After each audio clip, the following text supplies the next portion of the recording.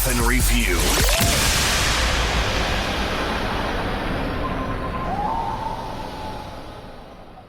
It's everybody's favorite segment. It is our Refin Review this week right here on Refin It Up. Brian, man, according to PW Insider, the count out finished to last week's match on SmackDown between Chelsea Green and Zelina Vega wasn't planned. Ryan Tran called for it as a shoot when he got to the 10 count, and Chelsea Green was not in the ring. It's something that we've been doing this show for almost, over 3 years at this point. This is something that you said time and time again. You count the 10, it's on the talent to get in the ring, to break the count, or, it's on them. Well, I'm starting out with a positive. Ryan Tran, you did exactly what I would have done. If talent can't get their ass in the ring, it's on them. They have 20 seconds, really, not 10. And Chelsea was no exception. I love Chelsea Green. I would have done my best, just like probably Ryan did. If you can't get in the ring, listening to a count, and it only takes a second. I mean, I've talked at length with Bully Ray about this. It takes talent 1 second to just roll in, break it out, go back out, and do your thing. And we give you, guess what, 20 more seconds. Inexcusable in the talent. Ryan Tran, you did the right thing. I don't have much more to say to that than congratulations to you, Ryan Tran. Chelsea, I'm sorry. You might want to listen to the referee a little better. Yeah, well, you're gonna listen to the conspiracy theorists now, because if you actually believe it was a shoot and Chelsea got counted out, not making it back into the ring in time, I'm just questioning, only because you know how we talk about in false finishes, some referees have tells. Yes. For me, I think I saw a tell that told me, Yep, I saw it too. Oh, somebody else saw it. So it's not just me. Not just you. I saw it too. I just thought it came off so good that people who aren't looking for it won't notice it and say, "Oh my God, look what happened." Nope. No, oh no. But I'm not buying that it was not in the cards. That's put it that way. Irregardless, I'm just going to say this. Yeah. Cahoots to WWE for saying this is what we do here. You don't get in the ring, you're counted out. I have no problem with the way it was. If it's a telltale and you think it's not a shoot, cool. I'm glad. Whatever. And it works because it helps Chelsea's character too. The bottom line.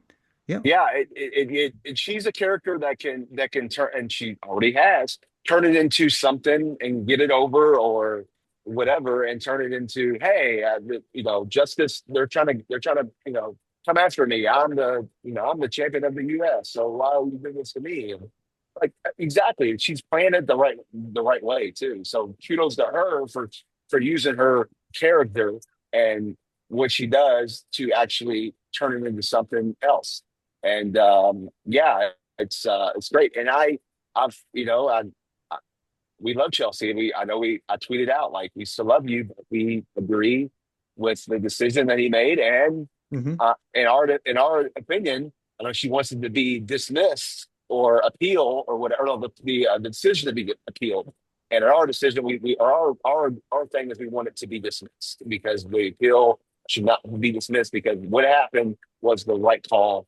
And I've been in that situation before myself, where I shoot counted a finish or shoot finish that wasn't supposed to be the finish, and it's you feel bad, but you got to do what you got to do, and it is what it is on that. And by the way, just to clarify, when Brian says 20 seconds, he means working seconds. You work with them as 20. It's 20. It's 20. 10.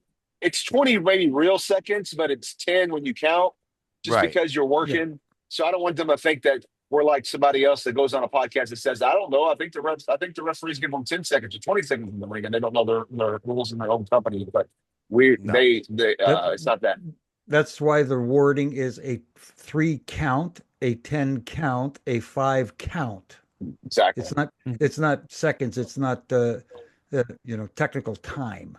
Yeah, right. Exactly. You can play with it a bit. You play with the talent. Anyways, you guys know. I don't have to. You can even go I've seen it done. I mean, you can give them 30 if you have to, but it depends on the situation, the talent. I wouldn't go. Right. That's very rare and very stretched. But if you're dealing with a the main event of WrestleMania, you might give them a little 30 seconds on the outside. But then again, those guys should know to come in and break the count too as well. So Listen, Referee's I'm not. discretion. Yes, exactly. Look, I'm not happy about it. I've been part of a match where literally, I'm not lying. They worked outside for 20 minutes. Mm-hmm. Okay, if you have smart guys, they roll in, roll out. They work with the referee. The referee works with them. It's just not hard. Perfect example, Monday night with Karrion Kross against AJ Styles. They were working outside. The referee was getting close. It was an 8. What did Karrion Kross do? He rolled in the ring. Rolled in. He waved to the back up. referee like a good heel would do, like, haha, I'm back. Start again. He rolled back out, went back to business. That's all it takes. It's just no excuses. Or my It's not favorite rocket is when, surgery, boys. No, it's not. or my favorite is depending on the heel would roll in and look at you and go, "Stop counting." And they roll back in like, "No, I'm not going to stop counting," but that's pretty funny, So, Right. Yeah. Well, you know where Daniel learned that, Brian? Earl? Probably. Yeah, he probably did. Probably, yeah. Okay. Screw you, Daniel. Indeed. So Jimmy, last night, this past Monday, as we're recording, there was a point on Raw during the Liv Morgan and Bailey match, where the what a lot. rope break, A lot going on. rope break played into it. Good, bad, and different. What did you see in that specific spot? For me, it was the execution of the entire sequence. To paint a picture for those of us who are listening right now, Bailey gave Liv a Bailey to belly, which is one of her finishing maneuvers that she uses, close to the ropes. Unfortunately, Liv was not close enough to the rope because when the referee began the count, Raquel went to put her foot on the rope, and this is not a knock. Don't come at me for being. This isn't anything.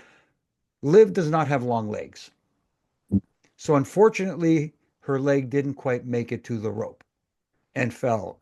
And the referee, I believe it was Dan, if I'm not mistaken, it was Dan Danello. Was counting and stopped the count, even though her foot did not make it to the rope. Liv did pick it up afterwards, after the fact, and stretch it out to put it at the rope. But to me, two things here. One, if it didn't make it to the rope and you stopped your count, the audience sees this because you heard the groan. And the other thing too is, like a minute or two later, Bailey's going over anyways, so why not go ahead and count? You're not changing you're not changing the finish. That's the part I agree with more than anything. Just you see it happening, just count. Mm-hmm. I agree. And the body positioning of what's his name? Dan Danello. Danilo. Yeah. Dan Danello was not the right way anyway. No, he was out of he needed to have his legs through the legs coming out through the hard cam side. Under the ropes, you mean? Under the ropes, yeah. Okay. If he had them under the ropes laid that way, counting the pin, then when he would have not seen them touching or whatever, and then if he stopped the count, looked over, and he would have, now granted the foot's got to still be on the rope, but it would have, that's the position to have it. So where you don't stop, and then if you look while you're still counting. I'm doing the motion. My camera's off, guys, but you look while you're after you count 2, you look before you count to 3, so you can give that kind of falsity, but you want to catch it, at the same time. And if you didn't see it, you go ahead and continue to count 3 because, well, the foot was on the rope and the spot didn't really happen. So I don't know what's going on here. Now, if you want, I don't see a problem either with counting 3, and as you turn to call for the bell, you see the foot on the rope and wave it off. Yeah, you could do that too. Yeah, I don't have a problem with that either. I've actually, well, that's been a called spot, but I've actually done that before in a match where I'm counting 3, and at the counting 3, I call for the, I've done it where it's like I see it at the count 3, call for the bell because it's my motions. That's what I do. And then I'm like, oh, wait, hold on. No, foot's on the rope. I'm, wave it off. Or I count 3 and don't call for the bell, but before I call for the bell, then I notice it, but I hit 3 already. So, and then I wave it off that time. I Right. think that's more of the spot. You know, And but I'll yeah, just say this. I'll just say this before we get out of here, so we can get Tim Storm in. I feel bad for the referee though. If you think about it, guys, Mhm. he knows that the person on the outside is going to put the foot on the rope. All right, he was positioned wrong, but still, he doesn't know that Liv's poor legs aren't long enough to hang on to that, so he's assuming that execution is going to happen. It's tough to say I'm going to swipe and or I'm going to count. You know what I mean? You're expecting that spot to happen, so that's tough on a referee. I know I'm playing nice guy here, which is totally opposite against my fucking self, but um, all I'm saying is I just feel bad that he was in a position like that. That's tough. I mean, I try and think of things in my mind and go, all right, what if that were me? If that were me, I don't know what I would have done, to be honest with you, because I'm but expecting that execution to happen. this goes back to what we always say too as well. It's going over the spots, going over, and I'm not saying they don't because I know they do. But we talk about anybody else. We're like, we need to you go over this, know your match, know your spot, and like when we go over the spot there, they may they could have went over the spot specifically, or they could have also said, "This is what we're doing. This is when it's going to happen." So just FYI, and he was made aware of that. But I think, in my mind, what I always do is when we go over those spots at say TNA, and they're telling me this is specific, like this thing is happening, I immediately, if kind of like, okay, well, where are you gonna what rope is going to be at? Where are you going to be? Okay, and then I start figuring out where I'm going to be. I said, well, my best spot's to be here, and then my main thing is I always tell the person putting the foot on the rope is, hey, put it on there on after one. Don't wait until after two because I don't want to catch you touching their foot because then that's a DQ. So put it after one. I'll catch it after two or whatever. So it's but it's communication and all that, right? So Yep, absolutely. Yep.